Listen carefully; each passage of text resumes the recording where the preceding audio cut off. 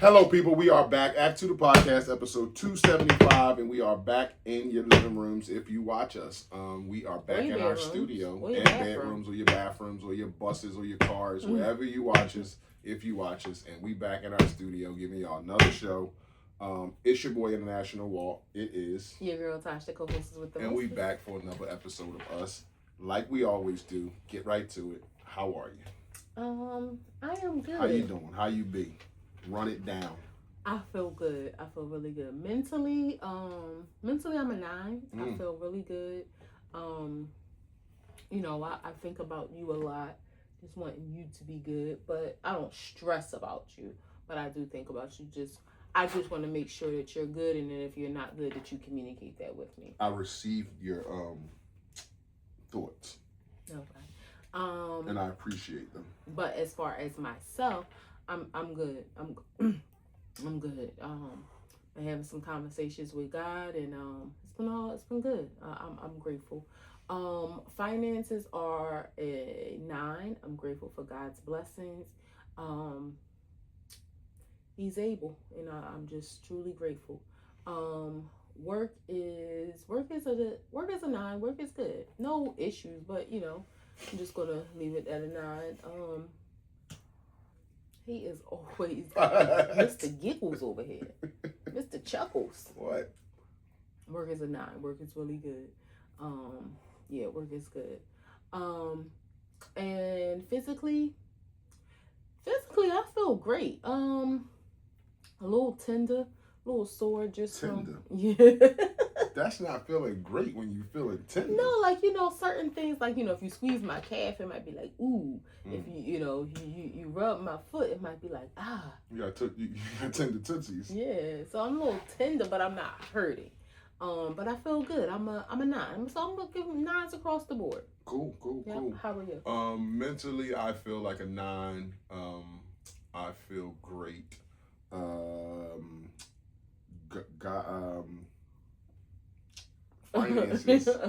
Finances is a 9. I'm grateful to God. Always grateful to Him.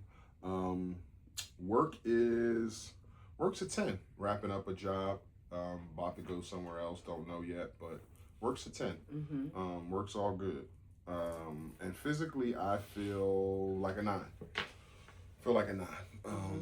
Body feel good, no aches, no pains. Thank you, Jesus. I worked the shit out my legs yesterday. I did a 5K. Didn't know I did a 5K. A little more than a little 5K with something on top. Did a 5K, that's normal. And it kind of jacked me up today with my legs, but I feel good. But I feel it in my legs. And I don't know how many times I did a 5K before. I guess every time we did Big Cooper, that was a 5K. And which is only been a handful of times. We barely fucking did that. Yeah. But yesterday we kind of did it. Like on a humbug. Yeah, like it wasn't nothing. But I loved it. I did too, but it's I don't know. I think maybe twice a week we do it. Maybe. We do that. Yeah, something. Yeah, maybe twice a week, but not every day. No, cause you might want to mix it up. But I think twice a week would be good. Wows and woes. Ups and downs. How life been treating you? Beating you up, beating you down? No, not beating me down, and I'm grateful for that. Not beating me up. Even more grateful for that. Life is good, So I saw, I never was a Twitter girl, but I like Threads, and I guess Threads is like, new age Twitter. Somebody put on there was like, tell us how rich you are without talking about money. And I just commented about this season of my life and the ability that I have to enjoy this rest and reset, and your support. And to me, that makes me feel rich and blessed. And I don't have, my wow is just God blessing me to see another week, blessing us to see another week. Our family is healthy and safe. My niece, our youngest niece, our youngest niece on my side, was accepted into the MG, a mentally gifted program. It's not called MG there, it's called Spark.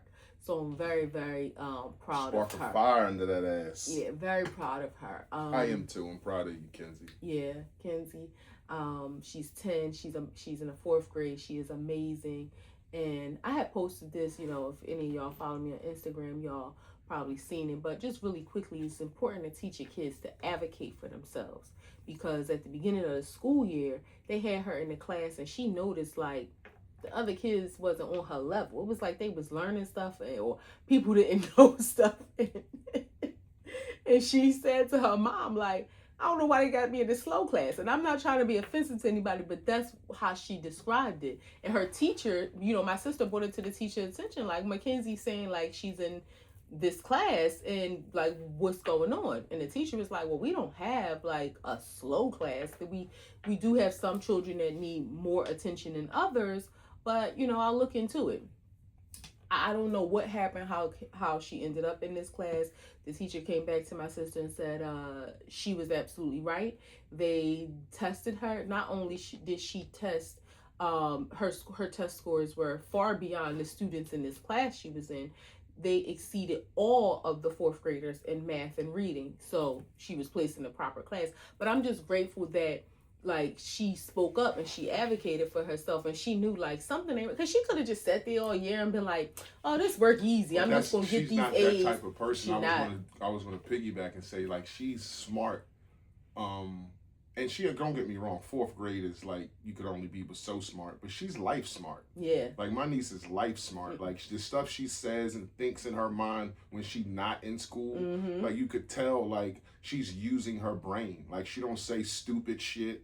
She don't, she's very insightful. Yeah, like, very insightful to be, like, she's just aware. Yeah. Emotionally intelligent. Yeah. Emotionally intelligent at a young age. And she was like not comfortable. And it's got nothing to do with books. It's got to do with life, that screen that she sees, the stuff that she learns from. Like, and of course she's book smart. She know her reading and math and all that stuff, but that's not what I'm talking about. If you interacted with her, you would know. Like, she's a different kind of smart.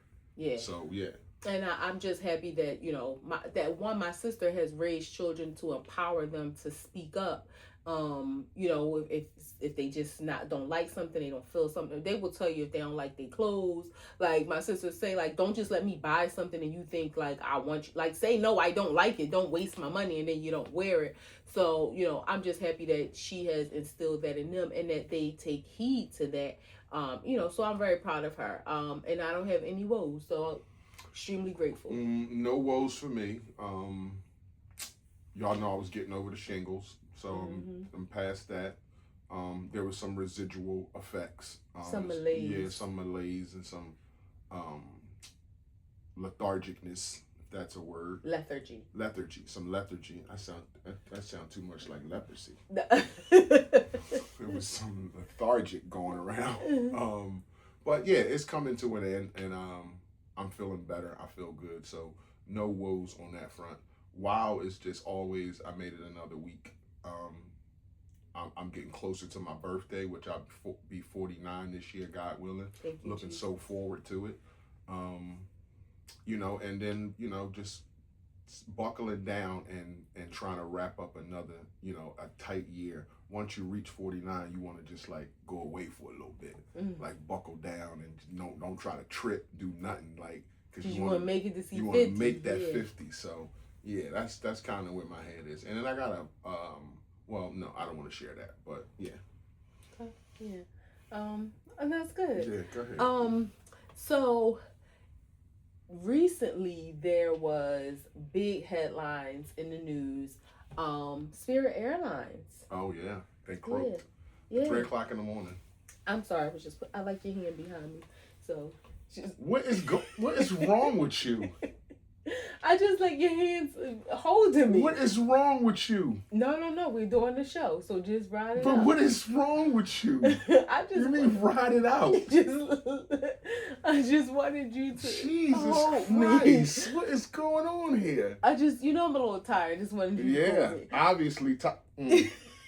So, okay. Yeah, Spirit Airlines is done. They left. Wait, you said 3:00 in the morning, which is crazy because I saw, not to keep mentioning threads, but I seen like flight attendants and stuff saying they literally heard nothing until the last minute. Yeah, it's not something you want to when you know that's going to go down. And that's not going to take weeks. It's going to take hours. You don't tell people. Yeah, I mean, and it was looming. They just didn't know. Because I know they was looking for a bailout. Of course, Trump was like, no. I know there was some rumors that he may buy an airline in place of it or buy that airline, but I don't know how true that is. But they laid off 18,000 workers, like just like that, from Tuesday to fucking Wednesday.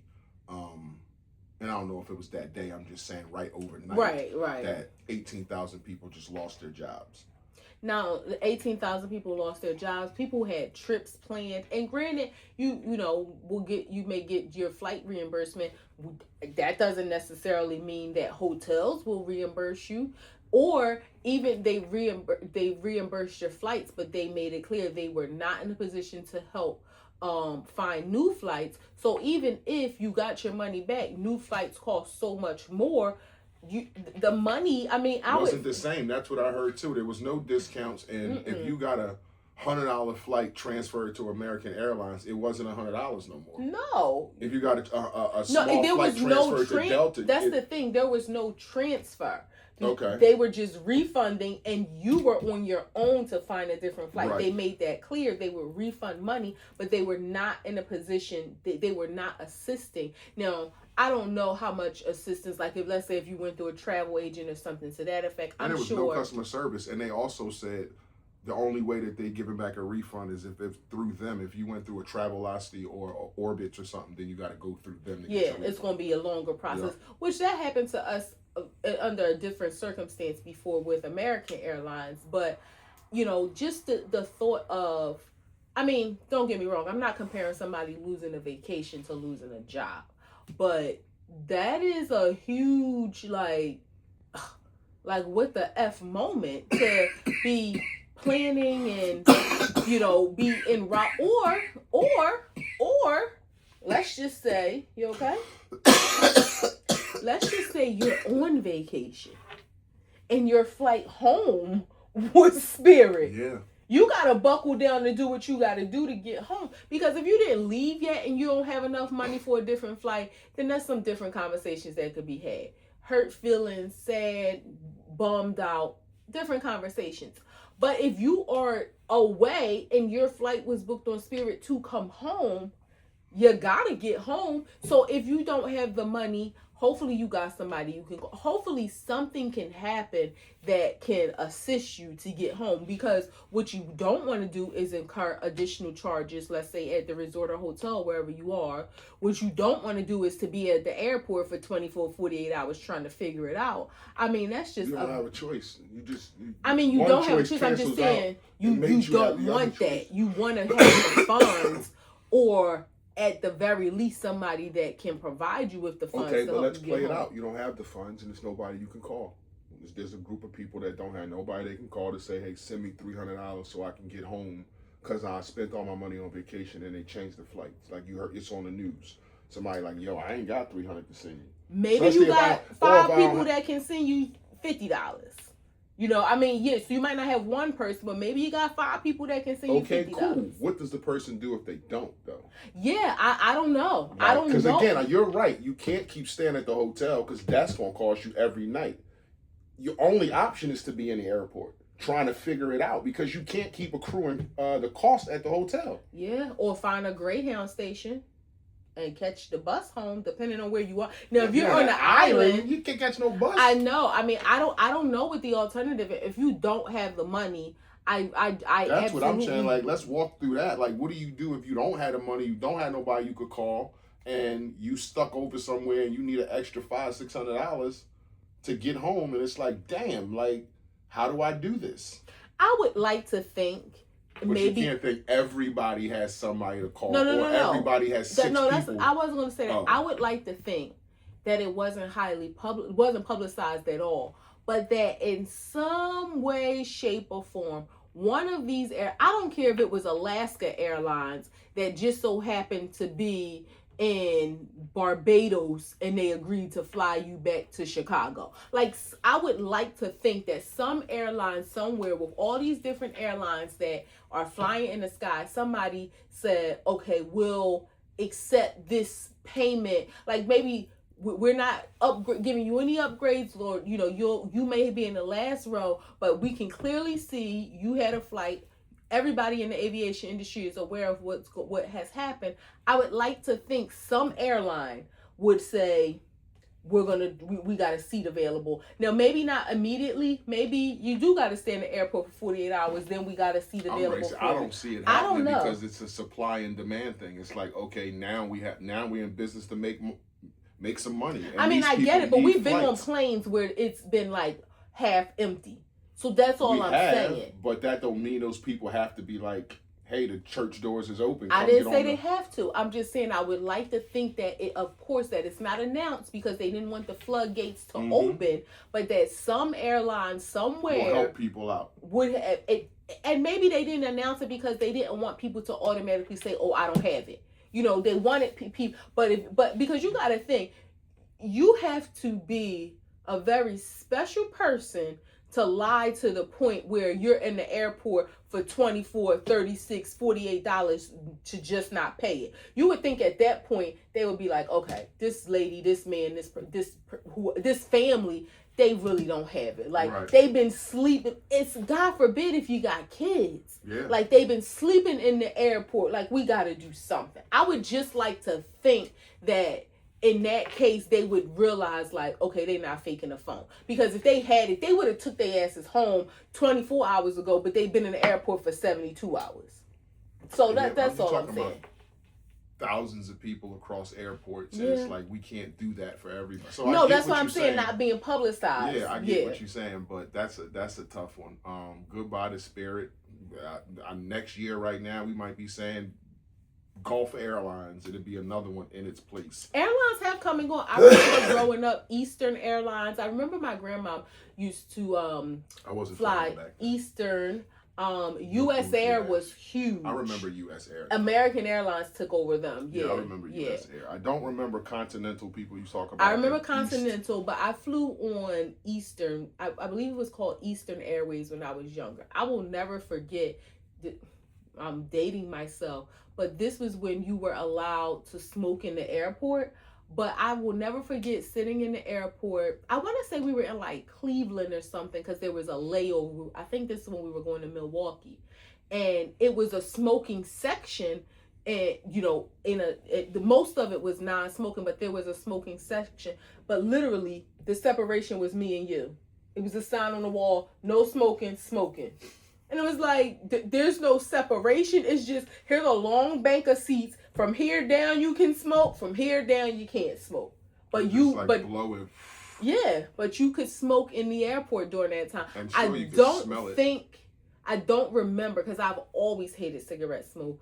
I don't remember people smoking I don't think I was flying on airplanes when people could smoke on the plane. But I definitely remember in the airport people smoking. That's crazy. I wasn't flying back then. I was an unprivileged kid like you. Yeah, but Spirit Airlines, and we gotta say, you know, my husband was very bougie for a long time, and he refused to fly Spirit. Had you flown before? Spirit, no. Okay. But I wasn't necessarily against it. Like, it wasn't my top choice. But to save $1, I was willing to. But he was like, absolutely no.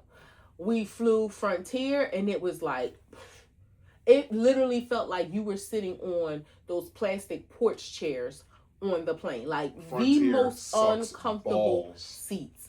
We encountered a situation where our American Airlines flight was canceled when we were out of the country, and jumping through hurdles and trying to find flights and blah, blah, blah, blah, blah. We wanted to get home.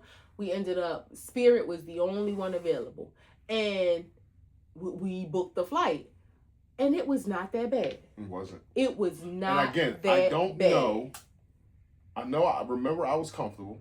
Yes. I wasn't in I remember a difference between the seats between Spirit and Frontier, because I was expecting it to be just like Frontier. I wasn't uncomfortable. I wasn't in the exit aisle, so I was in a comfortable seat. They don't have first class, but it wasn't that bad. I don't remember it being that bad. And we were coming from out of the country, so it was a long flight, but it wasn't that bad. I don't remember it being like a bad experience, other than the hoopla of trying to book a fucking flight to get home and wanting to get home. Yeah. Or you don't want to chalk that up to we wanted to get home so bad that we didn't give a shit if we rode a broom home. No, because but I kind of thought that too, but I don't think it was that. It truly was not Right. as Then uncomfortable. I'm not tripping then, because I thought the same thing. Yeah, it was not as Frontier. No, only thing I do remember the difference being in the headrest is higher on American Airlines, because I remember you in the seat and you lean your head back. I remember my neck hurting and me thinking, damn, like we ain't flown in a while, but this feels so uncomfortable. And then getting on an American Airlines flight after that, realizing like, no, you wasn't tripping. The headrest is lower. We've flown Spirit. We mostly fly American Airlines. We've flown Delta before. Delta was cool. And we fly United. We did fly United twice, right? Once. Well, coming and going. Okay. Yeah. All right. United wasn't that bad. United or Delta? Yeah, Delta was great. Delta, I really think Delta was the best. Yeah, Delta was great. Yeah, They're like that and American Airlines right up there, but Delta was. Yeah. It was like. Yeah. Yeah, it was good. Yeah. But United was cool too, and American Airlines when we have gone first class, in the what is the club, the lounge. The lounge, yeah, that's been a cool experience.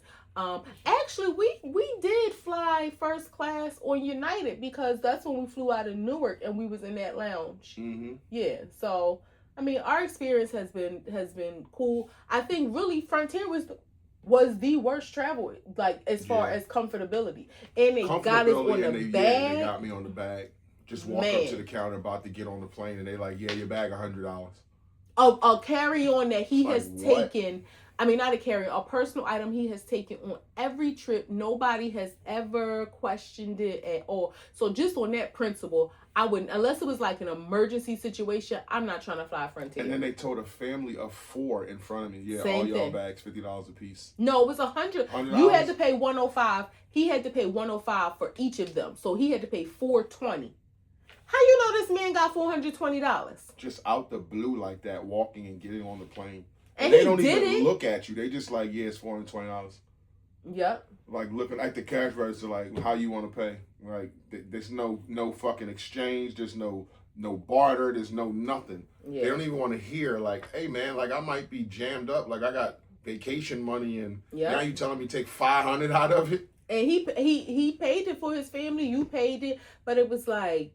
What? Like y'all, this is really. And they said that shit was a scam. They said the workers was doing that and that shit. They were getting 10%. They was getting 10% of each like bag fee that they charged at the gate.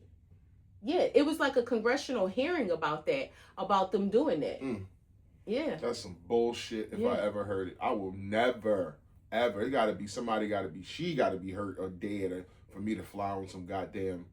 Frontier, yeah. But shout out to all of the Spirit workers. Having a job and losing it, I know in this economy, not just the economy, just the morale of it. You build relationships, friendships, and I'm sure in that industry, especially for like flight attendants, you work in such close quarters.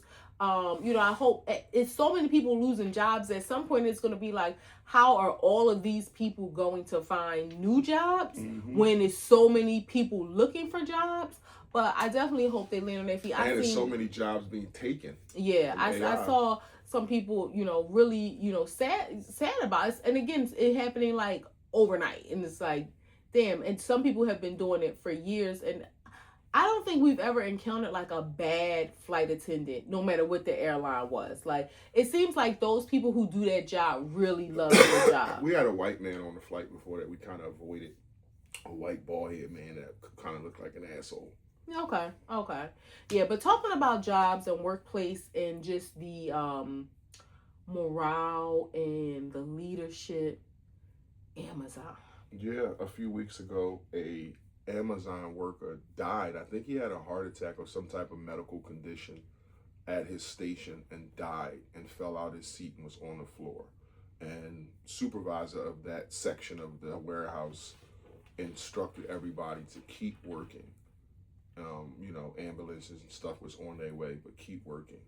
And I'm just thinking like your mental health, like it's bad enough that one of my coworkers died and now I have to keep working as if he's not dead over there on the floor. Like that might be Ed, that might be Jim, that might be somebody I walked outside and talked with, or Jamal, or had lunch with, and now you're telling me to walk around him to work like nothing has happened. Like, what's that do for my psyche? What's that do for the confidence I have in this company that y'all don't care about us? Y'all don't give a shit about us. That's what that would do to me. What would be your thoughts on trying to, like, you're working around a dead coworker? I'm sorry, before you answer, like, God forbid you worked in an office building and somebody died in their cube, and they was like, yo, I tried to wake this person up from the bathroom and they just dead, and then they said, okay, well, keep working, the ambulance is on their way. Yeah, absolutely not. Like, what are we talking about? I mean, I think depending on your position, your job, you may have more leverage to set boundaries and say no. Like y'all, I'm not working next to a deceased body. Unfortunately, in a warehouse, a factory type environment, like, I don't know, maybe people didn't feel empowered enough to say no. Like, we're leaving, we're not walking out, but we're stopping work. And not only that, maybe the manager didn't feel empowered to be able to feel like they can give people permission. Like, where's the humanity in it? Like, this is this is just a job.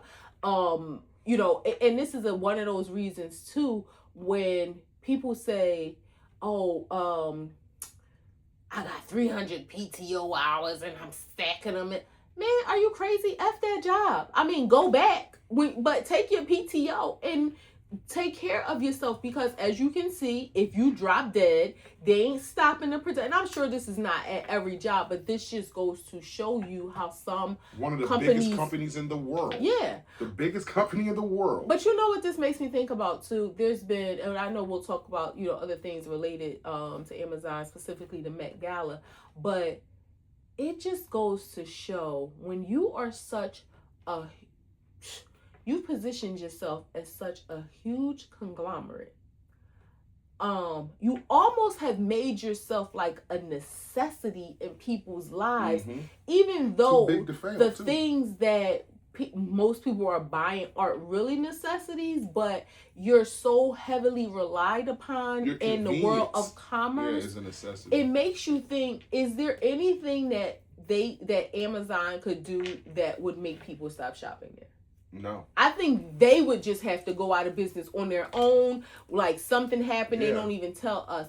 It's unfortunate. It's not the product. But wait, let me just, it's not just like, this is one situation, but there have been stories for years about the working conditions. I used to work with a girl, well, she used to report to me years ago, and she got a part-time job at Amazon. She worked there for 1 week, and she was like, I'm never going back. I don't even know the details, but she was like, I'm never going back. The money was great.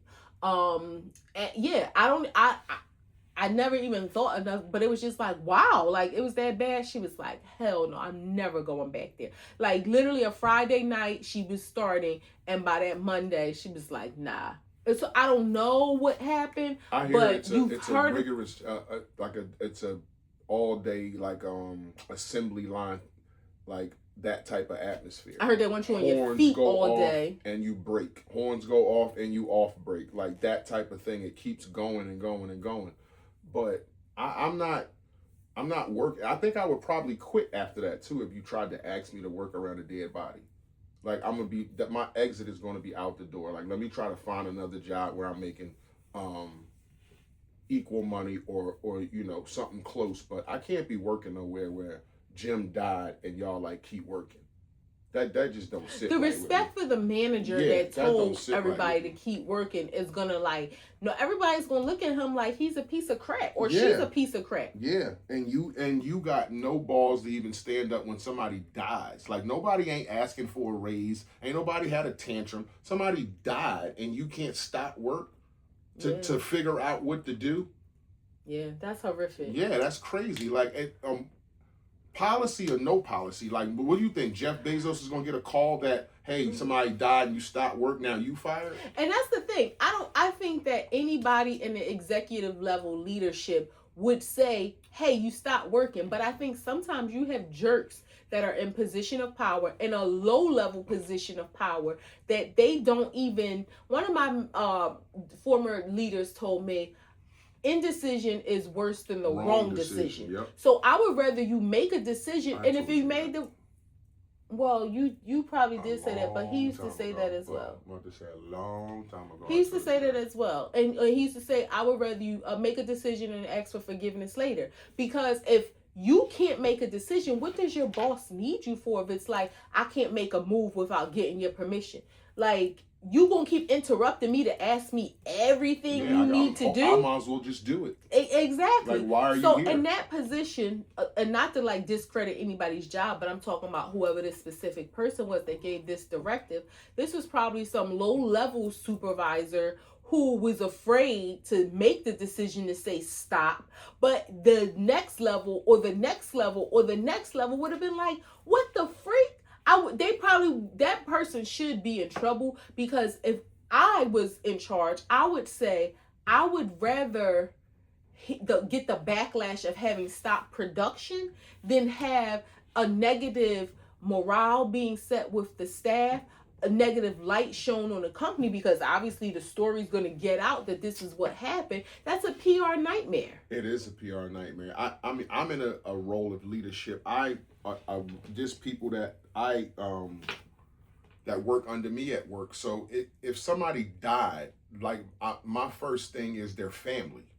I'm not going to be thinking, should we keep working? Like, right. Somebody's in a room or fell off a ladder or is in a corner because they had a problem and they died. Like, my first thing is going to be, damn, their family. Like, let me call an ambulance. Let me, like, where's their family at? What do they have? A wife, a kid? Like, if I don't know them like that, like, let's find that out. Let me call who I got to call at my office. And nobody's working. Everybody should leave.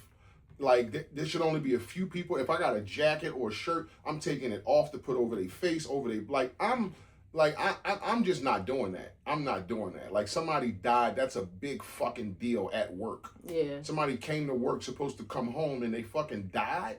I would think, like, OSHA would have a problem. Yeah, like that shit should be on, like, a part in the OSHA stuff, in the video. Like, and you a supervisor, you telling everybody to work. What about, you got to answer to their family.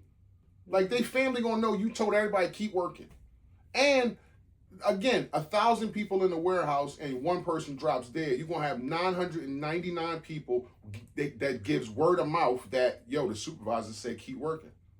Even if you're not in the same department, people gonna know, yo, they told the bumper died over there. They said keep working. Not only that, you gotta think about the long-term effects. Who's going to quit, or who's going to go out on leave and say, okay, mental stress, or, you know, what rightfully so, like, you required them to continue to work next to a dead body. Now, granted, I can imagine it probably didn't take long for, like, EMS or whoever, medical examiner, to come to get the body, but that's even more reason why we should have. It wasn't like it. Okay, even if they said, you know, if this happened at 7:00 in the evening, we shut down and maybe we resume at 9, maybe 10. I don't know. I mean, it would be great to say, okay, we're closing, but I wouldn't expect that from, again, a conglomerate like Amazon. But if you're talking about stopping production for an hour, 2 hours, what difference is that gonna make in people getting their toothpaste? Like, I mean, all of those dumb things that we order on Amazon, like, what difference is that really going to make to stop production, you know, because of something so tragic that happened? But speaking of Amazon, recently there was the Met Gala. Yes, Met Gala. And initially, I will tell you, I was confused. I first heard it didn't get as much promotion this year as recent years. Well, I don't, my opinion, I usually hear that the Met Gala is coming. It's like the Oscars or something like that. You hear the Grammys, you hear that it's coming up. This shit was just like the Met Gala's tonight. For me. Well, I heard about it because I heard that Beyonce was part of the board. Mm-hmm. So I heard, like, months ago when it was coming up, and then I heard when Zendaya recently was talking about she wasn't attending, and then, you know, was like, okay, here it is. And then I saw some conversation from Amanda Seales, who I don't follow, but I seen her, like, talking. She had kind of reposted and was piggybacking on something that Taraji P. Henson said about, you know, people being there and people going, and I admittedly, I was confused. I didn't know why they were feeling like people should boycott or not go, but then turns out it's because it is sponsored by Jeff Bezos, the owner of Amazon. I didn't know this. Is this the whole this? Is this just this year, or this is what he does? He always sponsors the Met Gala. I don't know. I'm feeling like it was just this year because, I mean, this is the first time I've heard this kind of backlash for this reason. Right. So maybe he was the financial sponsor behind it this year. And you know, it was just a lot of talks behind why people shouldn't go and how billionaires, you know, and the whole conversation about capitalists and their greed and people how these people don't care, you know, the Beyoncés and the Rihannas and all of the other black celebrities of the world, you know, why are they there? I don't know how this got to be a black thing. Maybe because Jeff Bezos is known to be a conservative, but I didn't think of the Met Gala of being anything like too political. I know they do this. The Met Gala is essentially for charity, but it was just, I was just a little taken aback because, as always, it's like, when did this become a us problem? It's the billionaire thing where, because I was reading about this and I read like into it, and there's a lot of things that he done in the last few years that people are mad at, like his conservative stuff, the way he took over Italy that time, that was in the news, and just his attitude towards his workers in the warehouses and all that stuff, that was in the news, and him sponsoring him supposed to be in the Epstein files, that was another thing. So that's like the most recent thing, but I didn't know that he ever sponsored the Met Gala. And Jennifer Lewis and Taraji P. Henson was saying, like, you know, these billionaires, the stuff that they're doing, stuff that they're responsible for, we got to, like, have a stand. Like, how much fame do we need? Like, why do you need to be at these parties invited for 400 of the richest people in the world, and a open bill for like clothes and like everything is just unlimited, food, drinks, whatever the fuck, the flights, all that kind of stuff, and it's just like you said, it's capitalism, it's billionaires just flaunting their money around, and I just think people don't like it. Did you know? And I guess I never realized and the thing he did in Italy was real bad, because he took a city and he gave a city $50 million, and he told the people they couldn't come outside because his wedding was for 3 days, and he was having his horses and carriage or whatever, a procession he had that came through the city, and nobody was allowed to come outside, and that was the deal. So he had like cops and stuff holding people inside. I didn't realize until they were kind of making a joke about being there, but then they pointed out that they were, in the joke, they were like, oh my goodness, I gotta put my phone away so I don't get caught. And then you realize, in reading that and, you know, kind of chuckling, it's like, wait a minute, we don't ever see pictures of people like inside. Like, you see the entrance, you know, the stairs, all of the photo ops and all that. What happens in there? Like, we don't see any pictures of that. There's no cameras allowed. Yeah, I no phones. Yeah, no cameras, no phones, allowed. None of that. And I don't know if it's a thing. You know, people are donating money, and then they don't want people to know how much they're donating. Like, I don't know what I just wonder what's that about. That's probably bullshit, because that becomes public record anyway. People, that shit comes out on Instagram as public record. So yeah, I don't see that. Like, that's the reason why. I don't know what they're doing in there. I always thought it was a costume event, and that's what it was judged. You just sat here and made me think about, you're right. What the fuck do you do when you go in there? I mean, of course you're going to eat, you're going to drink, you're going to mingle. Right. But what the fuck's the plot of this shit? Is it like an auction? Like, I mean, it's a charity event. So is the charity like you buying your ticket and that is what goes towards the charity? I don't know. But it never registered in previous years of seeing all the dresses and outfits and everything. Like, wait, that's all we see. Once they go inside, we don't see footage. Like, I don't know how it works. I know they invite 400 people. They give them a budget that's unlimited for clothes and creativity and design and shit, but they pay for their flights and all that shit there. But what's the plot of this? I'm coming in, I'm showing my shit in the beginning, but when we get in there, what we doing? Are we naked in here? You No, taking all this I don't stuff think off? that. Like, you And know, also this year they said it was a little blah. Like a lot of people, a lot of people on Instagram in the comments were saying they kind of missed the mark of what the theme was, and a lot of people just seemed like they were lazy. Like just the men just basically had regular suits on. I know Dwayne Wade wore like a tank top type thing. There were some other people that just had on like regular stuff. Nobody had on the big Gaga type of shit. well, Dolce, I seen she looked nice. She had on something weird that was kind of holding one titty. no, she did not. She looked like she wrapped a sheet around her, like when she got nice out of me. bed. I mean, what the fuck? I mean, then you got Cardi B. That was hate. Who? Someone knows she did. I mean, I just felt like I like Dolce. Like she's very creative. Her outfit just looked like she draped a sheet on her. Clean that up. Kendall Jenner, I thought she looked really nice. And again, it's opinion based. Who I thought looked nice, you might not have thought looked nice. So it's not like they didn't. I don't think they're going there and get naked. Nice. You had Blue Ivy Carter making her premiere at 14 years old. I thought she looked nice. I'm just saying, I'm mentioning her because I don't think her mom and dad are bringing her to an event to get in there and get naked. That is true. Yeah. And they said typically kids aren't invited. And, you know, she was, I don't want to say she was the first kid, but typically, if you think about it, Jay's suit, and I know he had on a $6 million watch, that's cool. But the watches. About to say that's cool. Yeah. I mean, I'm not into watches like that on that level, but it's cool to see. Like, wow, a $6 million watch. Like, I'm not into watches on any level. I don't care if it's $20. I don't know if it's a man thing or just like a status thing. Like, you have it to spend and it's not going to hurt you. Then that's especially since it ain't like bust down.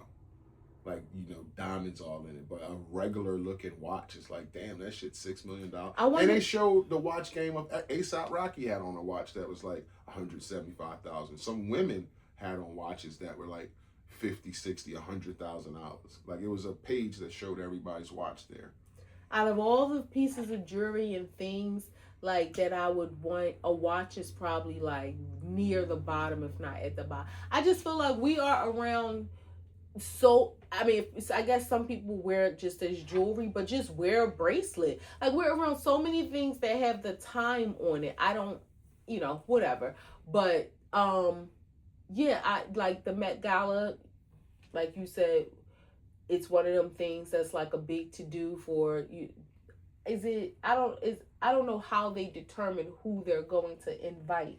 And I would think, I hope Jennifer Lewis and Taraji P. Henson had invitations.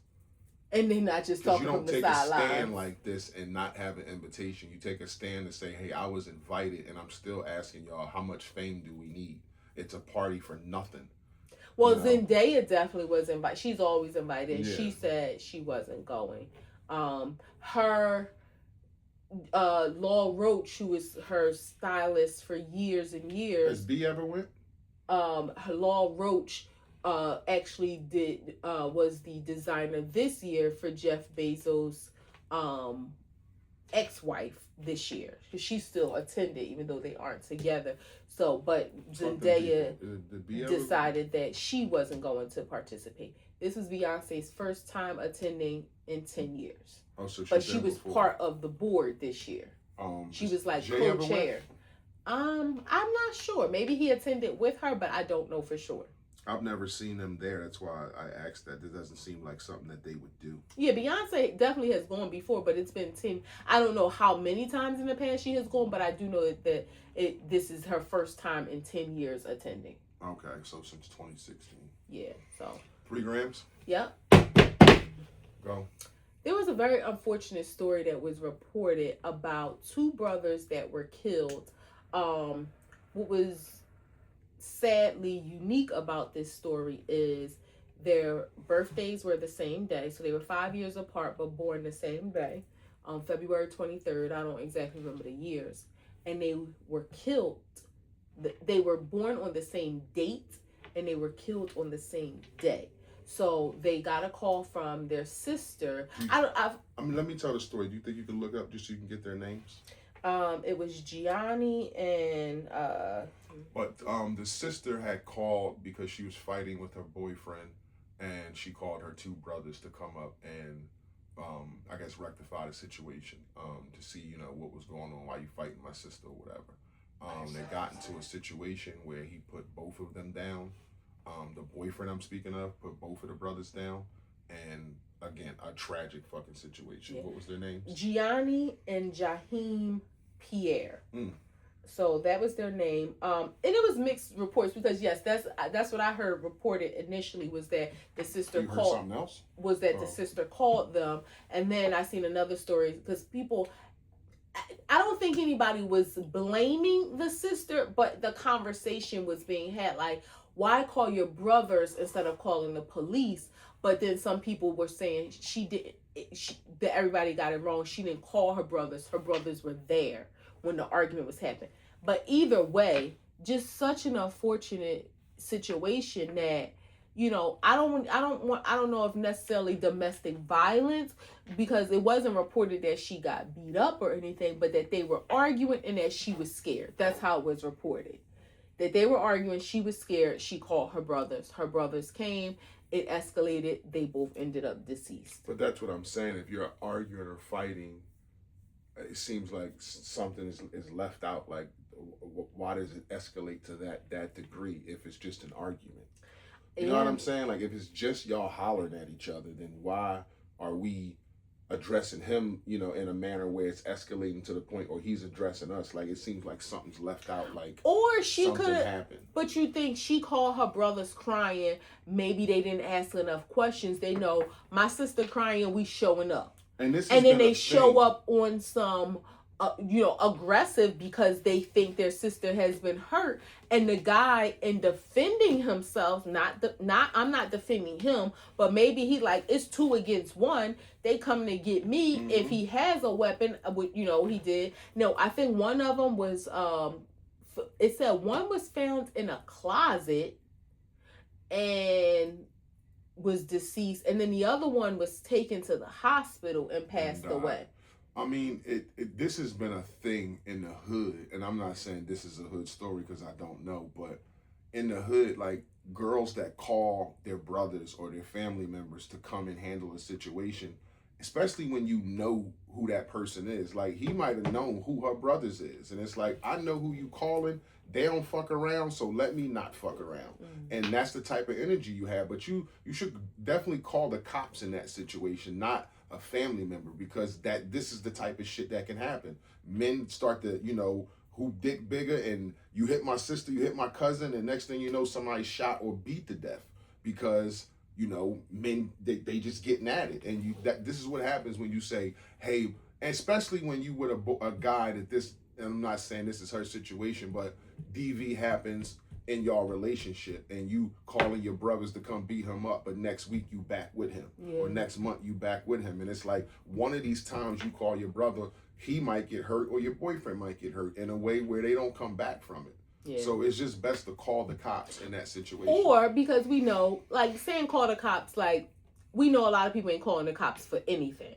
Like, you ain't calling the cops for a lot of things. No, what I'm just saying, that's what's best in the situation. Or just leave, like, you leave the situation if you're able to. Like, get away from that situation, leave the house. Not saying leave the relationship, because who knows? If it ain't been no hands put on and y'all just arguing and it's just escalating. That could be tough too, though, because it could be your house. And I don't. Girl, and she like, I'm calling my brothers, and you like, well, I ain't leaving my motherfucking house. No, I'm not talking about the guy. I'm talking about the girl. Okay. Yeah, and again, I'm not saying leave because you cut me off. You ain't let me finish. All right. I was saying not necessarily leave the relationship, because maybe y'all just arguing and it's escalating, but he didn't put his hands on you, but you like this getting a little too heated. You get in your car and drive to get away, let him calm down, you calm down or whatever. And maybe you are going to go back. So maybe not every situation requires you calling the cops, because maybe him being in jail isn't where you want it to go. And calling the cops on somebody, that changes the dynamics. Mm-hmm. Like, you call the cops on, and sometimes you need to call the cops on people. Let me be very clear. But if you got to know, calling the cops, you need to accept the fact the relationship is over at that point. Probably. Probably. So you need to determine, do I call the cops or do I just leave and let him settle down, me settle down, whether you go stay at a friend house, stay at your mom, you go to your brothers. And instead of calling them to show up, because again, you call your brothers crying, they may not say, okay, Sally, calm down. What happened? Did he, like, they may not ask all the dates. Especially if you calling them type of brothers. And people you're who crying, call their brothers yeah. know that they brothers be on bullshit, so let me call my brothers. They'll handle this. Yeah. So you know your brothers coming with that type of energy. They're not coming to talk. They coming to put belt to ass. Then we ain't doing that.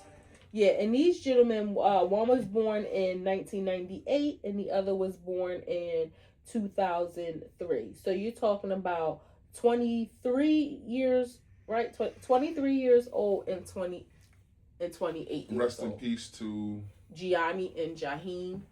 And damn shame. Thoughts and prayers for his mom, for their parents and their sister, because that's a heavy weight for her as well. That's a heavy weight for her as well to think, damn, I called my brothers to their death.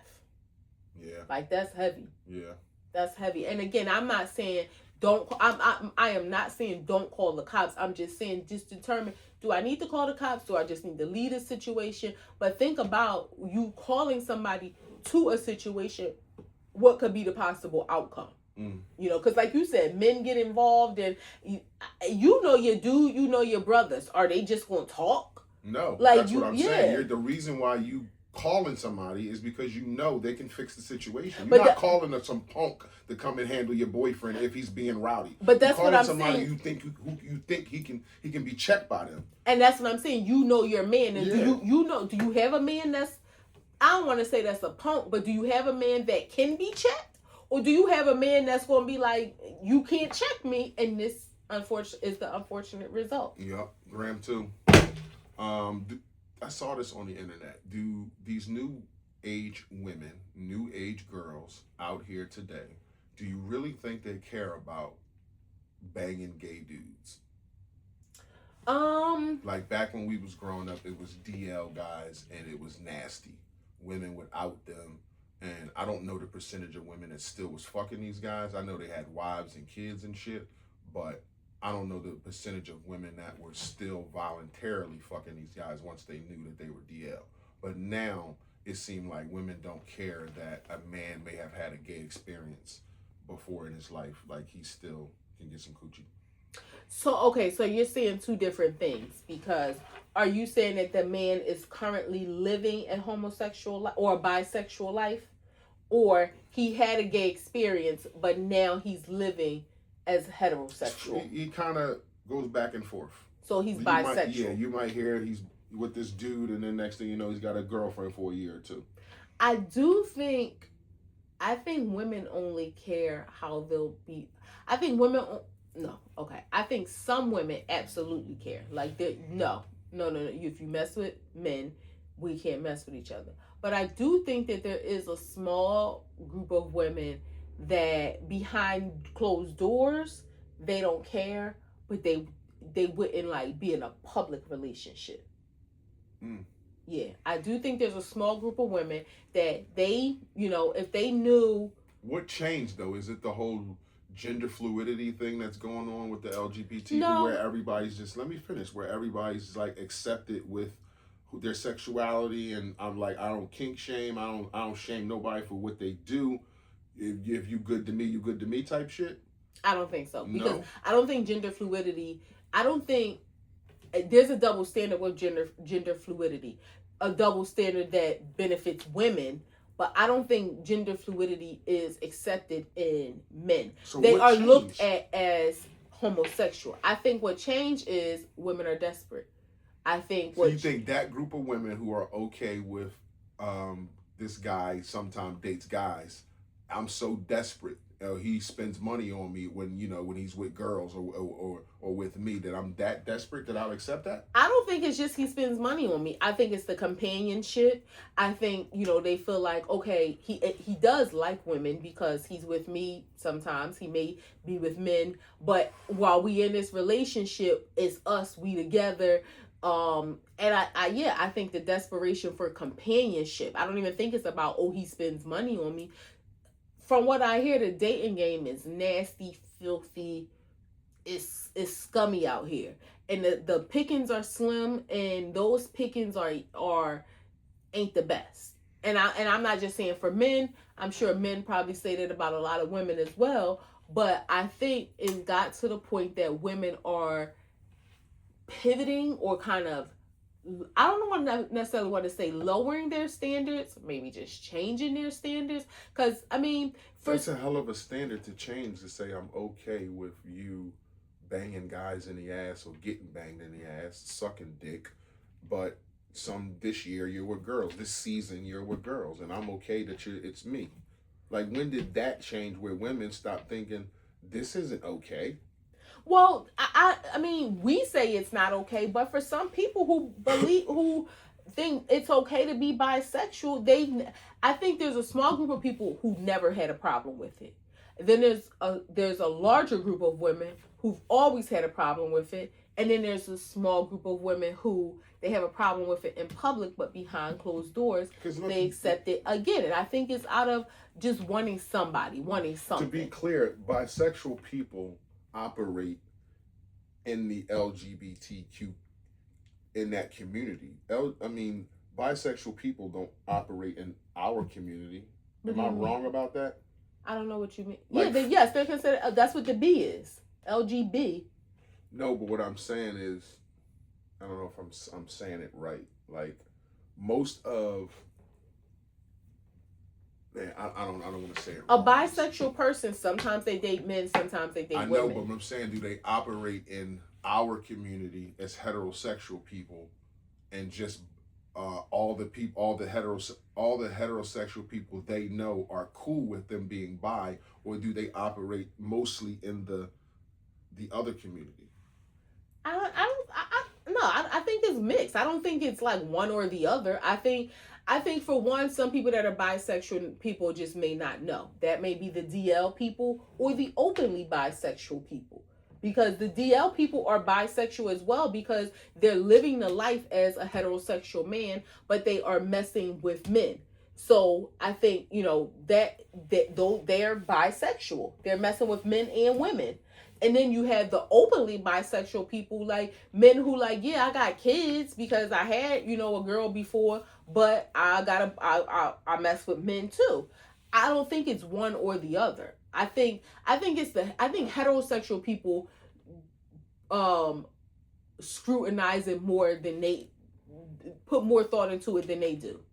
Like, I think you can have a friend who messes with men sometimes, messes with women sometimes. It's not like, oh, I only operate in this circle. They are friends with whoever accepts them.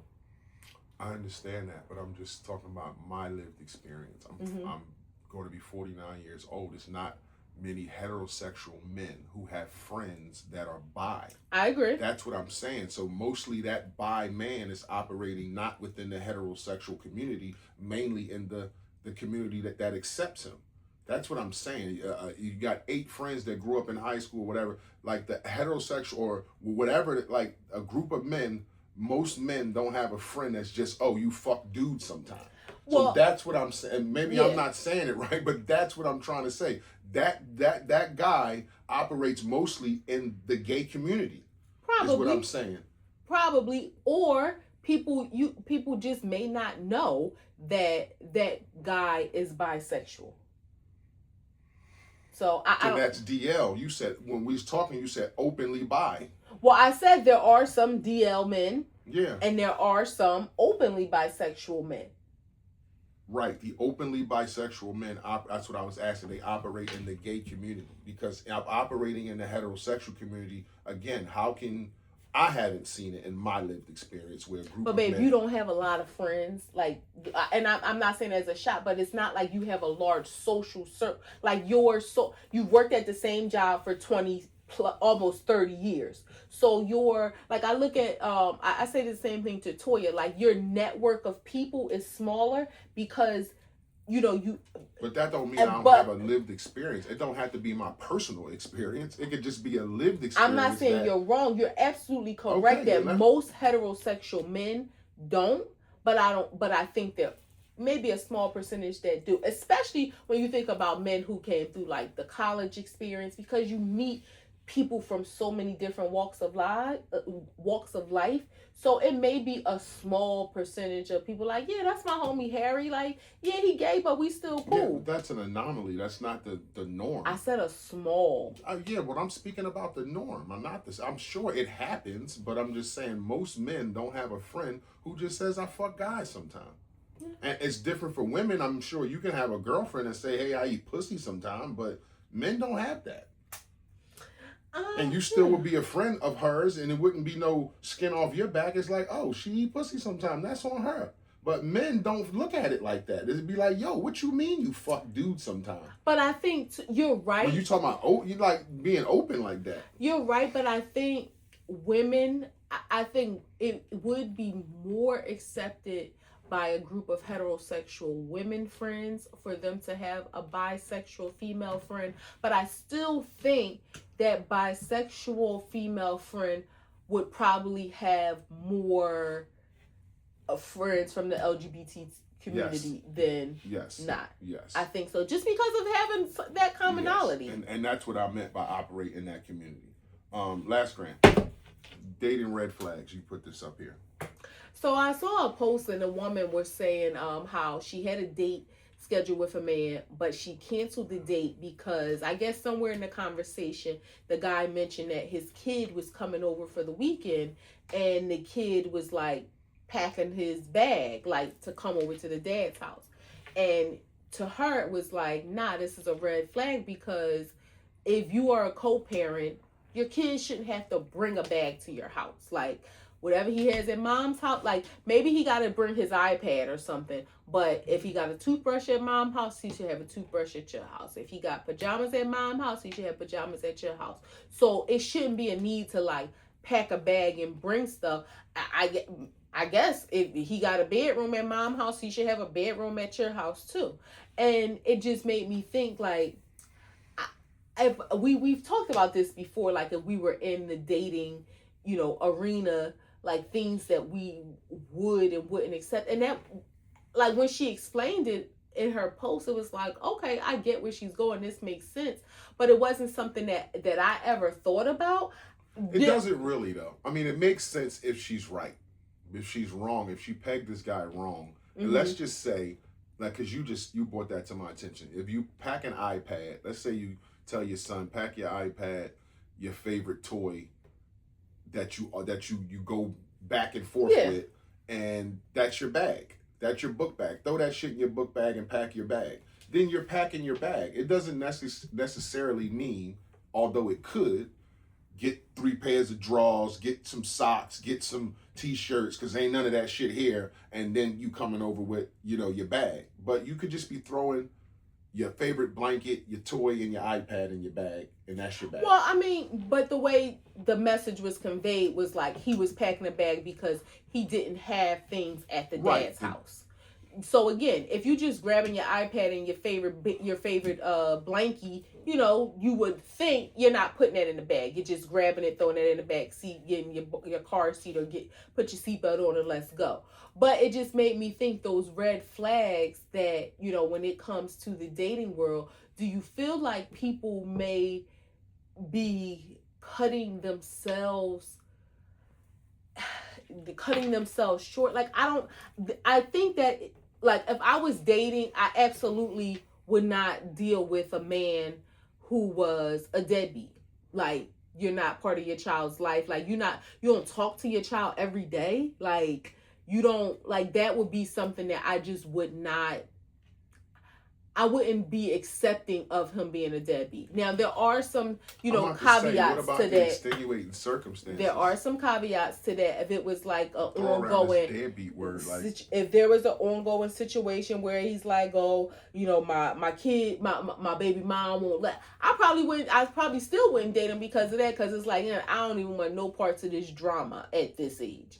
So it's just one of them things where you think like, are people now being too nitpicking when it comes to dating? I think that, and I think what you just said was nitpicking because, again, there's extenuating circumstances when you talk about something so serious as being a deadbeat. There could be a million reasons why this dude can't see his kid or whatever the fuck it is. But to call somebody a deadbeat and say you wouldn't date him, like, if you're in the dating stage, you don't know all the details.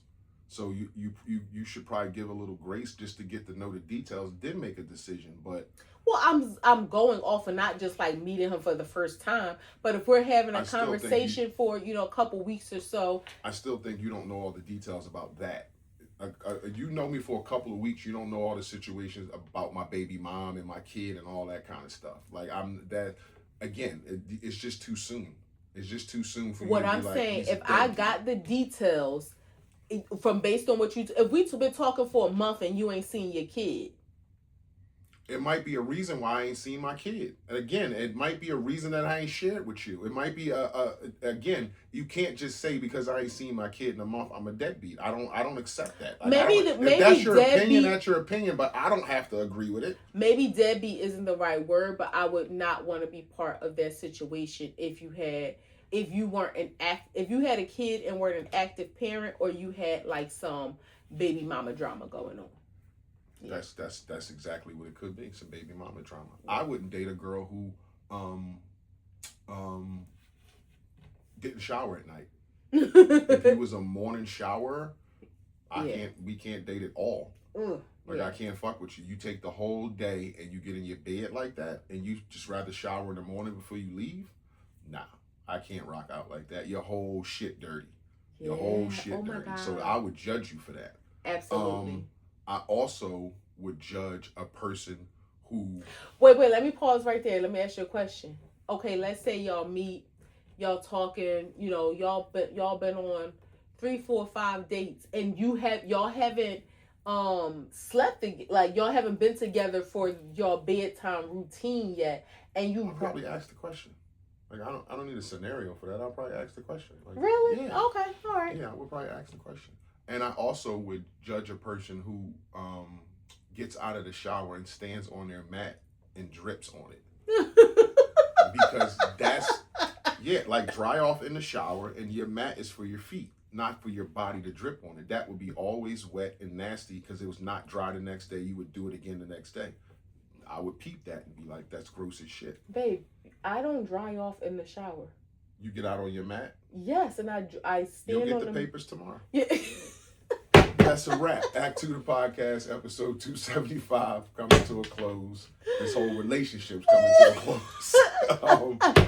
275 coming to a close. It's your boy, International Walt.